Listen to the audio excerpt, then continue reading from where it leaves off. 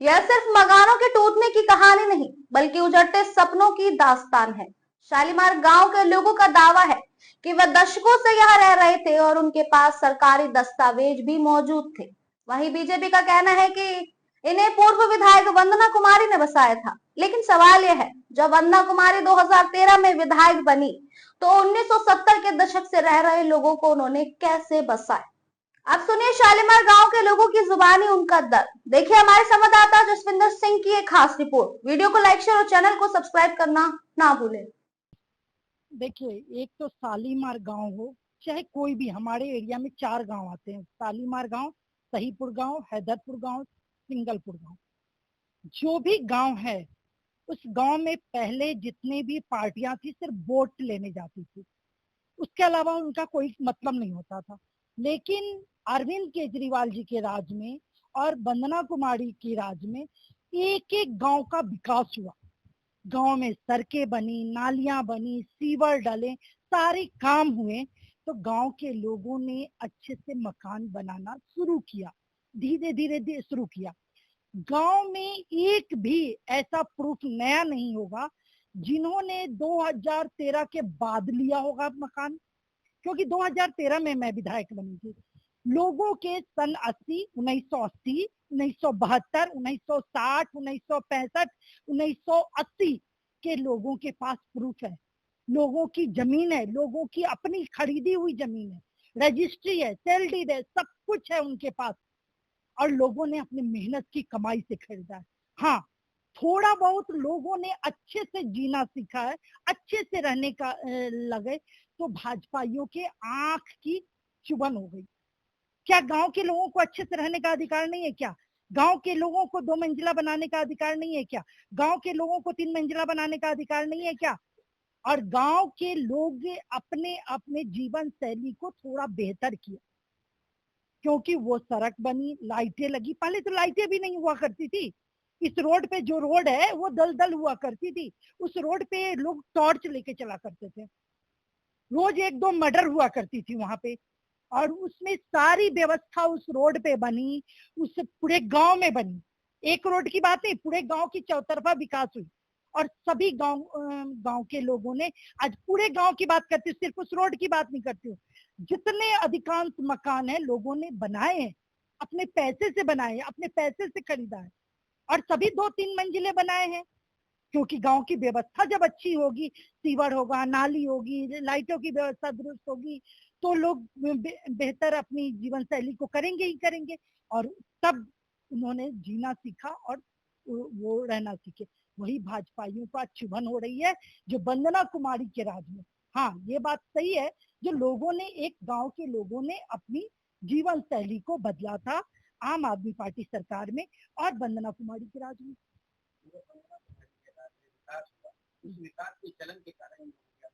100%। आज गांव में चौतरफा विकास हुआ, जिसकी वजह से ये भाजपाई जितने हैं, खासकर रेखा गुप्ता जी को तो आंख के कीड़े बन गए। क्योंकि ये कीड़े मकोड़े लोग, जो कीड़े मकोड़े की तरह रहते थे, वो गंदी नाली का कीड़ा बोलते थे गांव के लोगों को, आज वो लोग सही तरीके से जीना सीख गए थे, सही तरीके से अपने परिवार के साथ गुजर बसर कर रहे थे। वही भाजपाइयों को और रेखा गुप्ता को सबसे ज्यादा चुभन बची। इसीलिए वो बार बार, क्योंकि वो अपनी गलती छुपाएंगी कैसे? उन्होंने तो, उनकी तो पूरे दिल्ली नहीं पूरे देश में किरकिरी हो रही है। रेखा गुप्ता की तो इतनी किरकिरी हो रही है, इसलिए वो अपनी गलती छुपाने के लिए, कोई ठेकरा तो किसी पे फोड़ना है, तो उन्होंने वंदना कुमारी अपने पूरे तंत्र को लगा रखा है, वंदना कुमारी को गाली दो। अरे भाई, वंदना कुमारी का एक आदमी बता दो, एक आदमी जो 2013 के बाद बसा हो। कुछ लोग तो कह रहे वंदना कुमारी ने बेचा। अरे तुमने 1.5 महीना खंगाला, डीएम एसडीएम एडीएम ने 1.5 महीना पूरा खंगाला वंदना कुमारी का, एक एक कागज खंगाला, लेकिन वंदना कुमारी ने एक भी नहीं बेचा, ना एक भी नया खरीदा। तो वंदना कुमारी ने कैसे कर दिया भाई? और उस समय के आज जो डीएम है, उस समय के ADM, DM, PWD, DDA, MCD, revenue department, सब ने मिलके इस काम को किया था। तो क्या रेखा गुप्ता जी उन पे कुछ कार्रवाई करेंगी क्या? क्योंकि उस समय के डीएम गलत थे या अभी के डीएम गलत है?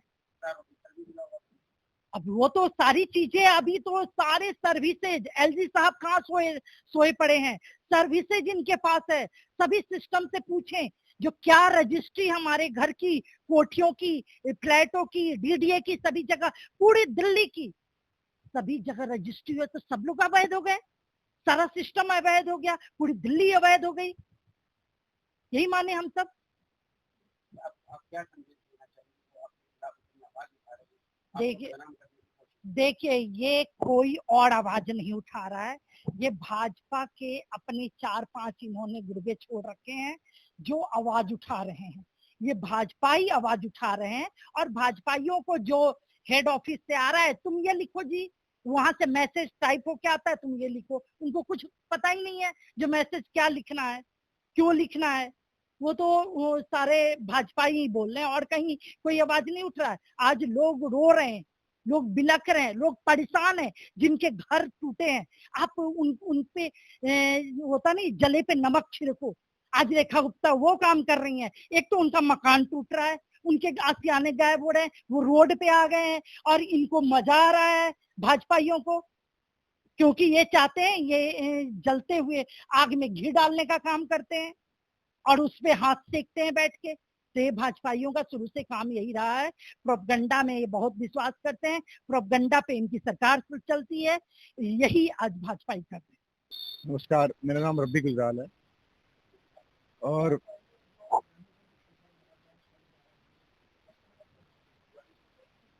डेमोलेशन तो थोपा गया जी हमारे ऊपर। ये जबरदस्ती की कार्रवाई रेखा गुप्ता सरकार ने, बल्कि पर्सनली रेखा गुप्ता जी ने करी है, मैं तो यही बोलूंगा। क्योंकि मैंने एक वीडियो देखी, उसके अंदर आ भी रहा था, जब वो निगम पार्षद होती थी वार्ड 56 से शालाबाग से, तो उन्होंने बोला ये सब कॉलोनियां एमएलए ऑफिस के बाहर खड़ा होकर कि ये सब लाइनें अवैध है और बड़ी बड़ी बिल्डिंगें बनी हुई हैं। तो 3 साल पहले यानी कि बनी हुई थी, और अब बड़ा दुख हो रहा है कि हमें एनक्रोचर्स कहा जा रहा है। ये पक्की सेल डीड है मेरे मकान की, 2024 का रजिस्ट्रार था, इसको गिरफ्तार करो रेखा जी, तब मानूंगा आप इंसाफ कर सकते हो। ये 2024 की पक्की रजिस्ट्री है, इसमें मैंने कोर्ट फीस दे रखी है, पक्की कागज है, 21 लाख रुपए की लिखत है मेरे मकान की, और उसको डिमोलिश कर दिया गया। ना तो कोर्ट ने देखा, ना सो कॉल्ड डीएम ने देखा, और ना एडीएम ने देखा। और मैंने किस भरोसे पे लिया था कि एडीएम ने 2015 के अंदर लिख के दिया था आश्वासन कि 2015 में कि ना तो ये जमीन एक्वायर्ड है, ना आज तक इसका पोजेशन लिया।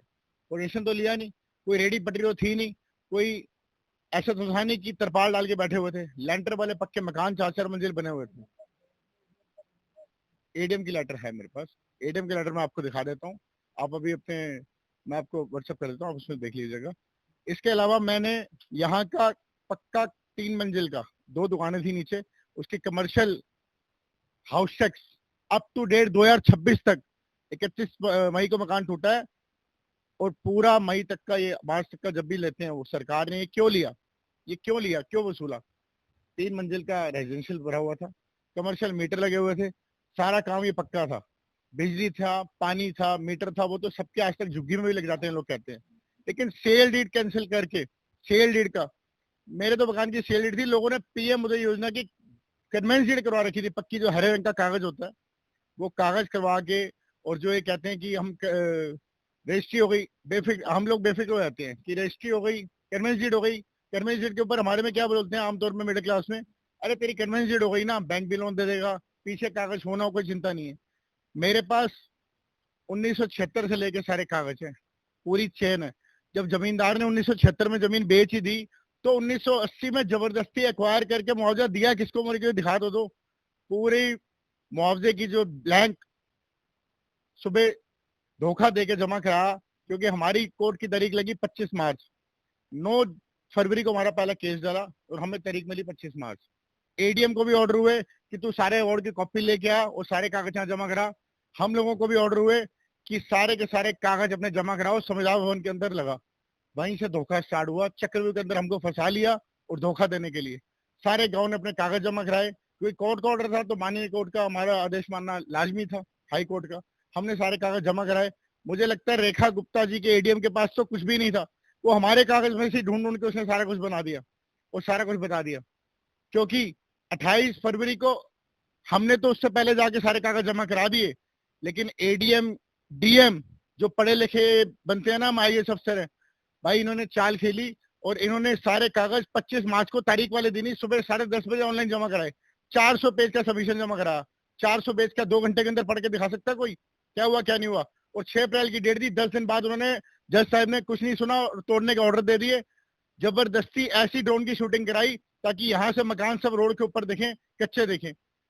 हमने भी ड्रोन बनवाई, हमें समझ में आ गया कि ये खिलाफ जा रहा है, हमने रिव्यू पिटीशन लगाया, ड्रोन हमने भी बनवाया, हाई कोर्ट के अंदर रीडर को कह के सबमिट कराया, लेकिन जज साहब ने वो रिव्यू पिटीशन के अंदर दिखाया नहीं, सुनाया नहीं। हम एक वकील करते थे, रेखा गुप्ता 30 वकील करती थी, क्या वो वकील वंदना कुमारी ने कराए? वो रेखा गुप्ता ने भेजे। बड़े से बड़े इंटरनेशनल लॉयर होते हैं ना, जो क्रिमिनल केस लड़ते हैं, इंटरनेशनल केस लड़ते हैं, वो लॉयर हमारी गरीब जनता के आगे खड़े कर दिए, तो क्या ये हम अपने मकान बचा सकते? आज हमारी बारी है, देश की जनता सुन ले, कल तुम्हारी बारी भी हो सकती है। अगर इसका कोई इलाज नहीं करा तो पक्के मकान तोड़ दिए इन्होंने हमारे। ये एक रजिस्टर्ड कॉलोनी थी, 1555 नंबर इसका कॉलोनी का नंबर था। 2008 के अंदर शीला दीक्षित सरकार के अंदर ये कॉलोनी पास हो चुकी थी, मेरे पास सारे डॉक्यूमेंट्स हैं। और ये जितने डॉक्यूमेंट दिखा रहा हूँ ना, ये सारे गवर्नमेंट की वेबसाइट पे आज भी हैं। आप गूगल पे सर्च मारोगे, सारे कागज आपको देखेंगे, मैं घर से नहीं लेके आया कोई भी, ये सारे कागज जो है सारे के सारे वहां पे जमा है ऑलरेडी। ये देखो मेरे पास सारे के सारे कागज, में आपको जो कागज दिखा रहा हूँ ये सारे कागज तब के हैं, पुराने। और इसके अंदर ये कॉलोनी सारी पास है। अब ये सारा का सारा ठिकरा कर चुके, तोड़ दिया, हाहाकार मचा हुआ शालीमार के अंदर। रेखा गुप्ता को लगा कि इनके वोट से हमें क्या फर्क पड़ता है, 2000-4000 लोग हैं, 5 से 6000 लोग चले गए और लगातार 10 दिन से तोड़ रहे हैं, 31 तारीख से, और ये तोड़ी जा रहे हैं। जिन मकानों पे मार्किंग नहीं हुई थी वो भी अब तोड़ी जा रहे हैं, क्योंकि अब कोई बोलने सुनने वाला तो है नहीं। इन्होंने खसरा बोल दिया, 13 नंबर एक्वायर्ड है, 12 एक्वायर्ड है, अरे 11 तो एक्वायर्ड नहीं है, ये 11 भी तोड़ी जा रहे हैं। जहां केक बना दिए गाँव को, कभी ऐसे काट रहे हैं, कभी ऐसे काट रहे हैं, कभी बीच में से काट रहे हैं, जैसे मन कीजिएगा वैसा करोगे। और बीजेपी के कार्यकर्ता के बोल रहे हैं वंदना कुमारी ने ये सब कर दिया। मैं सबको बताना चाहूंगा, वंदना कुमारी कहां से बीच में आ गई? क्या आपको एक भी एडीएम को चैलेंज करता हूं मैं, एक भी कागज, एक भी पेपर वंदना कुमारी के हमारे कागजों में, किसी गाँव वाले के कागजों में मिला हो तो मेरे को लाके दिखाए, हम घोषित कर देंगे कि हाँ की है। बेफजूल में, क्योंकि ये डर गए हैं और इन्होंने गलती कर दी है। अब इनको एहसास हो रहा है कि रोड चौड़ाकरण बचाया जा सकता था, वहां पे फ्लाईओवर बना देते, रेलवे की जमीन लेते, रोड खुली करते, फुटपाथ डिवाइडर पतला करते, सब काम हो जाते, लेकिन इन्होंने जानबूझ के तानाशाही दिखाई। और रेखा गुप्ता के पर्सनल ऑर्डर थे, जिसको नंबर बनाने के लिए एडीएम सर डीएम सर ने मिलकर तोड़वाया। कान नहीं बचेगा। और झुग्गी वाले तो भूल ही जाओ, जो हमारे केजरीवाल जी ने बोला था ना कि मेरे को शक है कि बीजेपी आएगी और ये सारा कुछ तोड़ेगी, एक एक बात उनकी सच निकल रही है। इसका प्रूफ है, शालीमार बाग के अंदर ही डेमोलिशन हुआ है, सारी झुग्गी टूटी है। ये बसाने का काम नहीं कर रहे, उजाड़ने का काम कर रहे हैं। इतनी जनता गाँव, ये कहते हैं कि जो वोटर्स थे ना वो हमारे रहे, दूसरे का अगर वो वोट देता है, ये टारगेटिंग कर रहे हैं। इस बूथ पे इनके पास पूरी लिस्ट है, इस बूथ पे ये वोटर थे, इसको तोड़ो, इस बूथ पे ये वोटर थे दूसरी पार्टी के, इसको तोड़ो।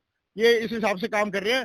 द्वेष की भावना में रेखा सरकार काम कर रही है, जिसका मैं गहरा विरोध करता हूँ। एक गरीब जनता को इन्होंने परेशान करने का काम किया है। यहाँ इंसाफ नहीं मिलेगा तो तुम सबको ऊपर वाले को हिसाब जरूर देना पड़ेगा।